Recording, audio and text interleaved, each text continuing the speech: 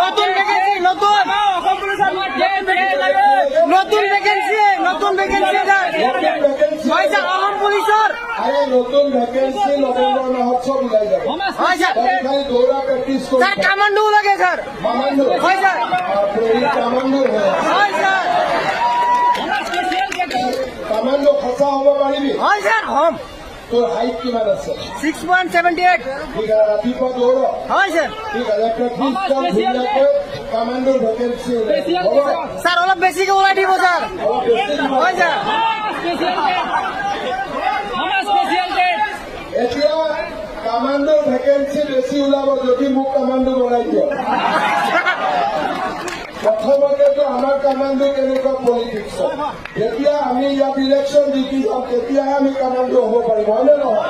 সেইকাৰণে চবেই ধুনীয়াকৈ বিজেপিক ভোট দিব আৰু বাকী যি সমস্যা আছে এইবিলাক মোৰ 2000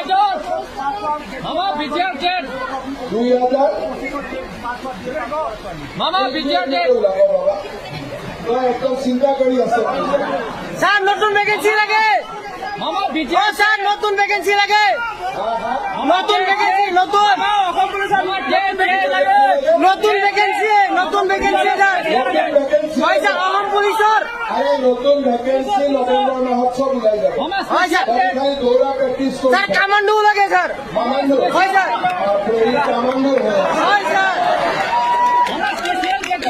কামাণ্ডো সঁচা হ'ব পাৰিবি? হয় ছাৰ হ'ম।